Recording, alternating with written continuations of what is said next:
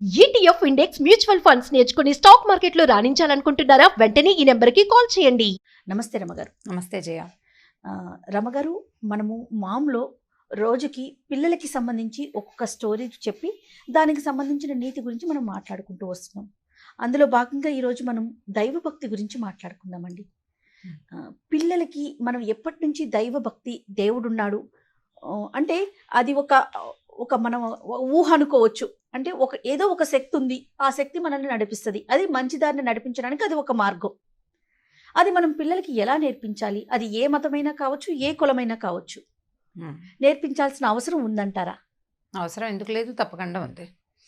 మనం చిన్నప్పటి నుంచే చేస్తాం కదా. తారంగం లాంటివి చెప్పిస్తారు, ఈ గోవిందా చెప్పిస్తారు పిల్లలతో. 2 చేతులు పైకి ఎత్తుతారు పిల్లలకి. అది అంటే ఆట కింద ఆ 2 చేతులు ఎత్తి తల మీద పెట్టుకోవటం అనేది ఒక యాక్ట్. అంటే వాళ్ళ కదలికల్లో భాగంగా దాన్ని చేస్తారు. దాన్ని మనం దైవం వైపుకి తిప్పుతాం. ముందు నెత్తి మీద పెట్టుకుంటారు చేతులు. 6 నెలలు, 8 నెలలు, 10 నెలలు వచ్చేదాకా తారంగం వాయించు, తర్వాత గోవింద చెప్పంటే ఆటోమేటిక్గా 2 చేతులు తల మీదకి వెళ్తాయి. అది అలవాటు అవుతుంది. తర్వాత కొంచెం ఏడాది దాటాక మనం టెంపుల్స్కి, అక్కడికి గుళ్ళోకి తీసుకెళ్తాం. లేకపోతే మన ఇంట్లోనే దేవుడి పటాలు ఉంటాయి, దేవతా మందిరం ఉంటుంది. మనం దండం పెట్టుకుంటూ దండం పెట్టు అని 2 చేతులు జోడింపిస్తాం. ఇలా ఏడాది లోపల నుంచే మనం దండం పెట్టడం నేర్పిస్తాం. అంటే ఇప్పుడు నేను మీరు ఏ మతమైనా అంటారు, మిగిలిన మతాల వాళ్ళు ఏం చేస్తారో నాకు అంత బాగా వివరంగా తెలీదు. వాళ్ళు కూడా ఇలాంటిదే ఏదో వాళ్ళకి సంబంధించిన ప్రక్రియ చేస్తూ ఉండొచ్చు. మనం ఇలా చేస్తాం. సో ఈ దండం పెడుతూ ఉంటే క్రమంగా ఏమవుతుంది, ఇప్పుడు శక్తి ఉందా, ఇంకోటి ఉందా, మనం నడిపిస్తుందా, ఇంత పెద్ద వేదాంత విషయాలు మనం పిల్లలకి చెప్పక్కర్లేదు. మనం దండం పెడతాం, మనతో పాటు వాళ్ళు పెడతారు. మనం గుడికి వెళ్తాం, వాళ్ళు కూడా వస్తారు. ఏదైనా ఊరు ట్రిప్ వెళ్తాం, వాళ్ళు కూడా వస్తారు.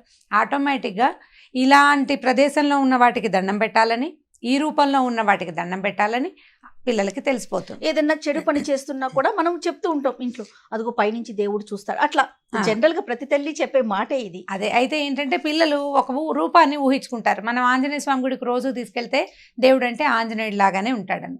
అదే మనం రకరకాల గుళ్ళకి తీసుకెళ్తుంటే రకరకాల రూపాల్లో దేవుడు ఉండొచ్చు అనే విషయం పిల్లలకి అర్థమవుతుంది, తెలుస్తూ ఉంటుంది. కొంచెం 9-10 ఏళ్ళు వచ్చాక వ్యక్తుల్లో దైవత్వాన్ని పసిగట్టడం, తెలుసుకోవటం మొదలు పెడతారు. అంటే హెల్ప్ చేసిన వాడు దేవుడు అని మనం కనుక అలాంటి భావాలు నేర్పిస్తూ ఉంటే సందర్భంలో, అంటే ఇప్పుడు మనం ఏదో హడావిడిగా ఉన్నాము, మనకు ఒక వస్తువు కావాలి, ఎవడో పట్టుకొచ్చి ఇస్తాడు, మనం చాలా క్యాజువల్గా అంటాం, దేవుడిలా వచ్చావురా కదా, దేవుడిలా తెచ్చిచ్చాడు, సమయానికి దేవుడిలా వచ్చాడు అంటే దేవుడే రాడని, దేవుడిలాగా ఎవడో ఒకడు వస్తాడని మనం పిల్లలకి అర్థమయ్యేలాగాని మామూలు జనరల్ సంభాషణలో. ఇప్పుడు ఇంత పెద్ద మ్యాటర్, దేవుడు ఉన్నాడా లేదా అనేది రోజుల తరబడి చర్చించవచ్చు. మనం ఇప్పుడు ఆన్ చేసామంటే ఇక అన్ని టీవీలో జనాలు బోల్డంత మంది వచ్చేస్తారు, పెద్దవాళ్ళు చిన్నవాళ్ళు, ఎవరి పరిధిని బట్టి వాళ్ళు మాట్లాడతారు. అంత పెద్ద విషయం చెప్పక్కర్లా. కానీ ఇంత సింపుల్గా ఇలా మనకి హెల్ప్ చేసేవాడే భగవంతుడి తాలూకు ఒక రూపం. వాడు మామూలు వాడే, మనలాంటి వాడే. ఒక్కొక్కసారి మనం కూడా దేవుడు అయిపోవచ్చు అని ఇలా చెప్పచ్చు. ఇక్కడ పైన దేవుడు వచ్చే కన్నా మనలోనే మనమే ఒక దేవుడు లాగా. అయితే ఈ సందర్భంలో ఒక మంచి కథ చెప్పచ్చు పిల్లలకి. ఇది 7 ఏళ్ళు 8 ఏళ్ల వయసు నుంచి ఎంత పెద్దవాళ్ళకైనా చెప్పచ్చు ఈ కథని. ఒక నదీ తీరంలో ఒక పల్లెటూరు, ఒక చిన్న ఊరు ఉందట. ఆ ఊళ్ళో ఒక పెద్ద గుడి ఉంది, ఒక పురాతనమైన దేవాలయం. ఈ గుళ్ళో మంచి పూజారు ఉండేవారు, పూజలు అది చేసుకునేవారు. ఈ ఊళ్ళో ఉన్న జనం అంతా చాలా చక్కగా అన్నం ముద్దలాగా కలిసి ఉండేది. ఆ ఊరు బాగా అందరూ కలిసి ఉండేవాళ్ళు అనమాట. ఈ కొంతకాలం గడిచిన తర్వాత ఏమైందట, నదికి వరదలు వచ్చినాయి. వరదలు వస్తే మామూలుగా నది వరద వస్తే ఈ గోదావరి పరివాహక ప్రాంతాల్లో వరద రాగానే ఆ కింద లోతట్టు ప్రాంతాల వాళ్ళంతా ఇల్లు ఖాళీ చేసి పై వైపుకి వెళ్ళిపోతారు. ఈ ఊరికి వీళ్ళ అదృష్టవశాత్తు ఎప్పుడూ అట్లాంటి పరిస్థితి రాలా. ఈసారి బ్రహ్మాండంగా వానలు పడ్డాయి, పైనుంచి కూడా వానలు వచ్చి వరద వచ్చేసింది, ఊరంతా మునిగిపోవడం మొదలుపెట్టింది. గుళ్ళో పొద్దుట అర్చన అయిపోయింది. 11 గంటలు 10 గంటల వేళ ఊళ్ళో నుంచి ఒక పెద్ద మనిషి వచ్చాడు పూజారి దగ్గరికి. అయ్యా, నదికి పొంగొచ్చిందండి, మరి గుమ్మాలు మునిగిపోతున్నాయి ఊళ్ళో, మేమంతా వెళ్ళిపోతున్నాం, మీరు కూడా ఏం చేస్తారు ఇక్కడ, మాతో పాటు వచ్చేయండి అంటే, నా గురించి ఎందుకునైనా, దేవుడు లేడా నాకు, మీ దారిని మీరు వెళ్ళండి అని చెప్పాడు. జనం కొంతమంది వెళ్ళిపోయారు. ఒక 2 గంటలు గడిచినాయి, 1 గంట అవుతోంది, భోజనం వేళైంది. ఈయనేదో ప్రసాదం కాస్త తిన్నాడు, కూర్చున్నాడు. ఇంకా గుడి దాకా నీళ్ళైతే రాలేదు. ఈ లోపల ఊళ్ళో నుంచి ఒక పెద్ద బండి వచ్చింది. కొంతమంది జనాలంతా బళ్ళు కట్టుకుని వెళ్ళిపోతున్నారు. సామాన్లు వదిలిపెట్టేశారు, సామాన్లు తీసుకెళ్లే టైం అయితే వాళ్ళకి లేదు. ఈ వెళ్ళిపోతున్న వాళ్ళలో బండి ఆపుకుని, మీరు ఇక్కడే ఉన్నారా, మీరు కూడా వచ్చేయండి మాతోటి, ఇళ్ళు సగపడి దాకా వచ్చేసినాయి అంటే. గుడి కొంచెం ఎత్తు మీద ఉంది, జనరల్గా దేవాలయాలు ఎత్తుగా కడతారు కదా. ఊళ్ళో సగం ఇళ్ళు మునిగిపోతున్నాయి, మేమంతా వెళ్ళిపోతున్నాం, మాతో రండి అని పిలిచారు. పిలిస్తే ఈయన, ఎందుకయ్యా, దేవుడు లేడు నాకు, మీ దారిని మీరు వెళ్ళండి, ఈ స్థలం ఇంకొకళ్ళకి ఇవ్వండి అని చెప్పి ఇంకో మనిషిని ఎవరైనా ఎక్కించుకోమన్న సలహా కూడా చెప్పాడు. ఆ గుంపు అంతా వెళ్ళిపోయింది. ఓకే. ఇంకో గంట గడిచింది. చీకటి పడే వేళకి ఈ దేవాలయపు అరుగులు కూడా మునిగిపోయినాయి. ఈయన లోపల భాగంలో కూర్చున్నాడు జపం చేసుకుంటూ. చీకటి, ఎవరు లేరు, భక్తులు వచ్చే అవకాశం లేదు, గాలి వేస్తోంది బాగా, దీపం పెట్టినా ఆగడం లేదు. ఇంతలో ఒక పడవ వచ్చింది ఆ వైపుగా. అయ్యో మీరు ఇక్కడే ఉన్నారా, రండి రండి మాతోటని పడవ వాళ్ళు కూడా పిలిచారు. కాదు, దేవుడు వస్తాడు నా కోసం, మీరు వెళ్ళండి అని చెప్పాడు. సరే, వాళ్ళు కూడా వెళ్ళిపోయారు. ఇంకా బాగా రాత్రి అయ్యింది, 9-10 గంటలు అయిపోయింది. ఈయన దగ్గర ఆ పాత రోజులు కదా, ఆ కొవ్వొత్తులు కానీ అలాంటివి ఏం లేవు. ఏదైనా క్యాండిల్ వెలిగిస్తే ఆ గాల్లో ఎక్కడ ఆగుతుంది, ఏమీ ఆగటం లేదు. చీకటి, ఆయనకి భయంగా ఉంది. మెల్లిగా ఆయన ఒక చోట మూల కూర్చొని తపస్సు చేసి జపం చేసుకుంటున్నాడు కదా, ఆయన ముక్కు దాకా నీళ్ళు వచ్చేసినాయి. అంటే కూర్చొని మంచి మునిగిపోయాడు. ముక్కు దాకా వచ్చేసరికల్లా ఈయన బాగా బాధపడుతూ గబగబా ఈ గుడి తాలూకు రాజగోపురం ఎక్కేశాడు. లోపల నుంచి ఎక్కడానికి మెట్లు ఉంటాయి, రాజగోపురాలు పెద్ద పెద్ద గుళ్ళు ఉన్నప్పుడు. మెట్లు ఎక్కేశాడు, అలా పైకి వెళ్ళాడు. రాజగోపురం పై దాకా అటాటా వచ్చేస్తున్నాయి నీళ్ళు. ఇంకో బారెడు ఉంది, ఎక్కువ దూరం ఏమీ లేదు. అప్పుడు ఈయనకి భయం వేయటం మొదలుపెట్టింది. చుట్టూతా చీకటి, వెర్రెత్తినట్టు వాన, నీళ్లు హోరు వినపడుతోంది. నది మరి నీళ్లు గలగల ప్రవహిస్తుంటే వరద ఉధృతి కదా, శబ్దం వస్తుంది. చీకటి, ఒంటరితనం, ఏ సహాయం అందే అవకాశం కనపడలేదు. ఈయన గోల్మని ఏడవటం మొదలుపెట్టాడు.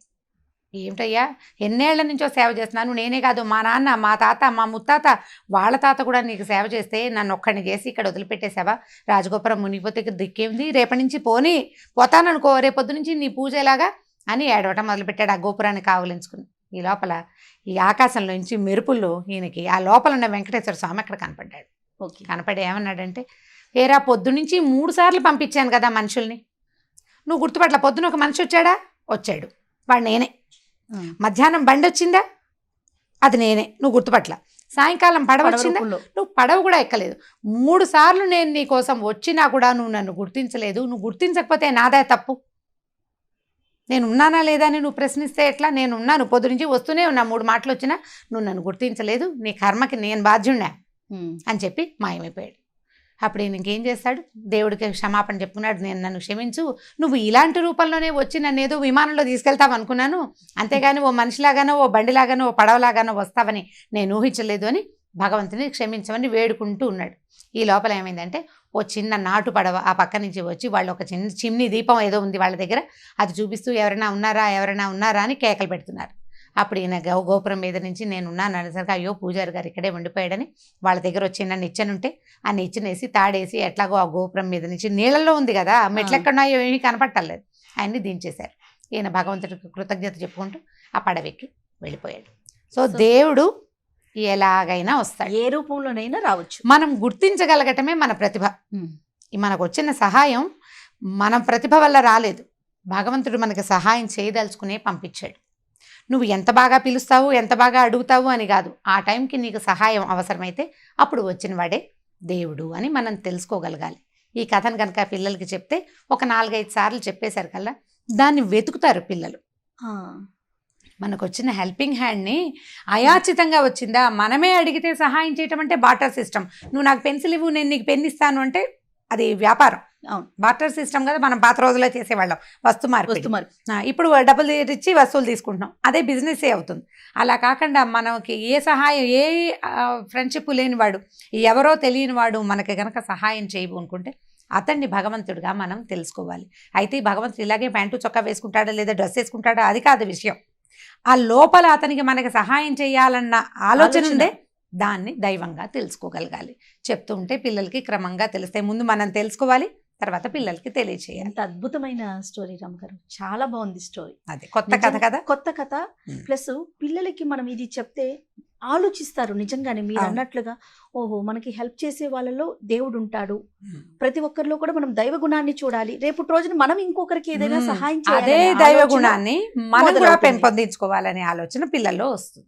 రైట్, నెక్స్ట్ వీడియోలో ఇంకొక స్టోరీతో మళ్ళీ కలుద్దామండి. తప్పకుండా. ఓకే జయ. ఇక ఈ వీడియో కనుక మీకు నచ్చినట్లయితే లైక్ చేయండి, షేర్ చేయండి. మరిన్ని వీడియోస్ కోసం మా ఛానల్ని సబ్స్క్రైబ్ చేసుకోండి.